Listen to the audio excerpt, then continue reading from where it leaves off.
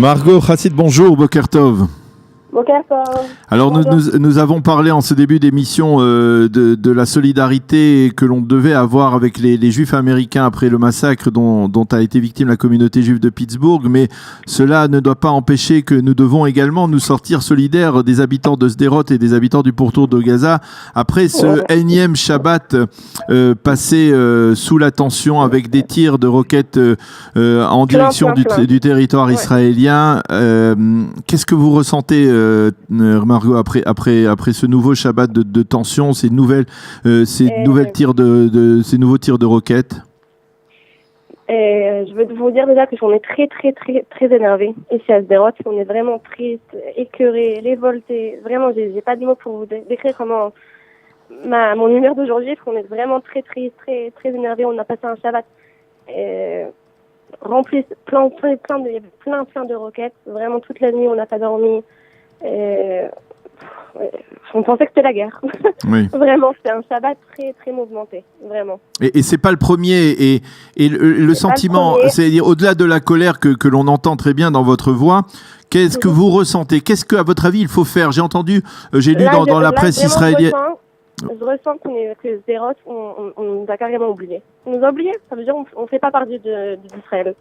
Ça veut dire que si ça tombe pas à Herzliya ou à Ranana ou à Beersheba, alors ça va, ils se sont habitués que ça tombe à Sderot. Mais vraiment, si vous étiez là ce Shabbat, Daniel, ça faisait vraiment peur. Moi, je pensais que c'était la guerre, vraiment.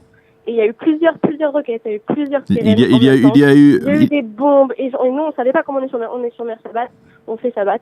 On pensait que c'était la guerre. Et puis monté Shabbat, j'ai couru pour voir les Hadashot, pour voir ce qui se passait.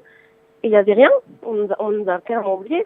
On avait rien n'était écrit sur nous. Il y a eu l'attentat que c'est vraiment très triste, mais sinon il n'y avait pas de nouvelles. On savait pas. Qu'est-ce que vous demandez au gouvernement israélien? Qu'est-ce que vous demandez aujourd'hui? Et vos critiques, elles s'adressent au gouvernement israélien, à l'armée israélienne? Moi, ça fait déjà 7 ans que j'habite à Sderot. J'aime vraiment beaucoup cette ville. Comme je vous ai dit dans la première conversation que vous m'avez appelée il n'y a pas longtemps, j'étais très positive, très optimiste. Mais là, je veux qu'il réagisse. Je veux qu'il réagisse et qu'il fasse quelque chose. On est en Israël. On est comme les gens qui habitent à Netanya, comme les gens qui habitent autre part en Israël. Sderot, il ne faut pas nous oublier. On subit des roquettes presque vraiment tous les mois. Et là, vraiment, ce Shabbat, c'était terrible. Vraiment terrible. Est-ce que vous parlez, ça vous arrive de parler à des officiers de l'armée israélienne, de rencontrer des gens, d'essayer d'intervenir? Par exemple, on est à la veille des élections municipales. Est-ce que vos élus montent au créneau et essayent de défendre la cause de Sderot et d'autres localités du pourtour de Gaza? Le maire de Sderot, oui, mais les autres, on dirait qu'ils sont endormis. Vraiment, ils sont endormis et qu'ils ont peur de réagir. Même après les requêtes, on a entendu plein de Tseva Adam, parce qu'ici, à Sderot, c'est pas la sirène qui retentit, c'est Tseva Adam. Et à chaque Tseva Adam, même d'habitude, ça fait déjà 7 ans que je suis à Sderot, ils attaquent. Ça veut dire qu'on attend la riposte de Tsahal. Oui. Et là, ce Shabbat, on n'a rien entendu. C'était très calme. Et pourtant, on dit qu'il y a eu au moins... Rien. Je connais Tsahal, comment ils ripostent, je connais leur riposte.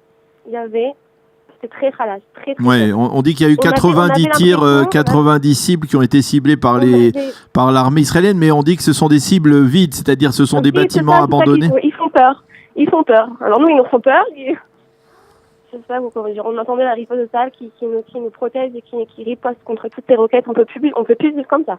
On ne peut plus vivre comme ça. Moi, aujourd'hui, ce matin, je me suis réveillée très énervée. Hier soir, toutes mes copines, toute la population de Sderot est très révoltée. Ils veulent faire la grève. Ils ont fait une manifestation hier soir à Monté Shabbat devant l'entrée de la ville. Au lieu de 100 personnes, il y a eu au moins 200, 300 personnes. On est tous révoltés ici à Sderot. Ça veut dire que dans les sites des informations, hier, j'attendais quelque chose, qui font attention à nous, il y avait rien, j'ai cherché, on parlait de nous et ça, et il y avait rien. Ça veut dire qu'ils nous ont carrément oubliés. Vous avez le sentiment que Tsahal ou même l'État d'Israël a perdu sa force de dissuasion face au Hamas. Aujourd'hui, par exemple, je le citais tout à l'heure, le Hamas pose des conditions à un arrangement à Israël. Je pense qu'ils sont pas, ils ont la capacité de bien réagir et de bien. On est vraiment la plus forte armée du monde et qu'ils sont pas, comment on dit, ils sont pas opérationnels. Ça veut dire je sais pas s'ils ont peur, mais à mon avis, ils attendent trop. Est-ce que vous ne craignez pas que finalement, on va s'installer, ça fait déjà 6 mois que ça dure, et on va s'installer dans une sorte de rengaine et que quelque part des responsables israéliens, sécuritaires ou politiques, disent c'est un moindre mal parce que finalement on n'a pas la possibilité de rentrer dans la bande de Gaza, ça ne changera rien, etc. Ils ont la possibilité, mais à mon avis, ils veulent pas aussi qu'il y ait des pertes d'hommes. Et on dit tout le monde nous voit, alors c'est ça aussi qui influence à mon avis.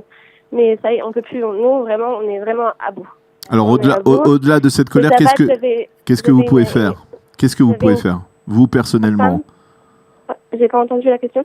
Qu'est-ce que vous pouvez faire, vous, les habitants de Sderot ? On fait la grève, on essaye de faire la grève, on essaie de faire des manifestations, de nous faire entendre.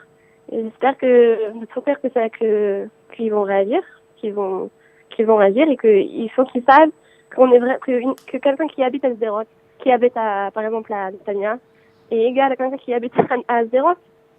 C'est la même chose. Et bien qu'on ait vu qu'après le tir sur Beersheva, la réponse a été aussi extrêmement faible, on peut dire. C'était très faible. Et c'est un peu marrant parce que je vous ai dit que j'étais galénette. Je suis prof en maternelle. Je m'occupe de 35 enfants. Et la nuit qu'il y a eu la roquette à Beersheva, le lendemain matin, on a reçu un message comme quoi il n'y a pas d'école. Il n'y a pas d'école et ça veut dire qu'ils ont attendu. C'est comme si il y avait une roquette à Beersheva, alors ils ont fait la grève, ils ont tout paralysé. Ils ont fait un peu plus de bruit, mais à Sderot, c'était une roquette à Beersheva. Et ce Shabbat, il y en avait au moins 30. Daniel, si vous étiez là, franchement, ça faisait peur. Ça veut dire on entendait qu'ils lançaient pas une roquette, mais au moins 10 roquettes en même temps. Il y a eu plusieurs Teva dans Beret, vraiment ça. Et on entendait les boum, et franchement, je pensais que c'était la guerre. Comment vont les enfants ? Vous parliez de vos élèves. Comment vont les enfants après un Shabbat comme celui-là ? Ils sont très tendus. Ouais, ils sont tendus. Moi, je ressens mon fils. Je vous ai dit, mon fils, il parle pas, et là, il entend, et il me dit, Ima, il fait le bruit de la fusée, il fait boum.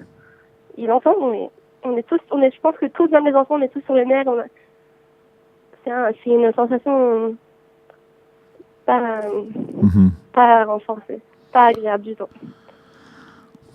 Eh bien, on comprend. Ce matin, vraiment, on s'est vraiment réveillé avec une sensation qu'on nous a oubliée. Ils sont endormis. Eh bien entendu, voilà. On compatit. On est bien entendu extrêmement triste de vous entendre exprimer cette colère. Je ne bougerai, vraiment, Daniel, je ne bougerai pour rien au monde de cette ville-là. J'adore. Vraiment, vous adorez, en dépit de toutes les difficultés. En dépit de tout, non, ouais. Parce que si je suis pas là, alors il faut des gens comme moi pour essayer et pour combattre contre le Hamas et pour leur montrer qu'on est fort. Mais il faut qu'on a un appui, il faut qu'on a un soutien aussi du Parlement et des autres personnes. On peut pas surmonter ça pour tout le monde, pour les gens de Netanya, pour les gens de. On veut être comme tout le monde, mais aussi on veut vivre normalement. Même si on est à 5 minutes de Gaza, c'est pas possible qu'on vive comme ça. C'est pas possible. Il faut vraiment trouver une solution.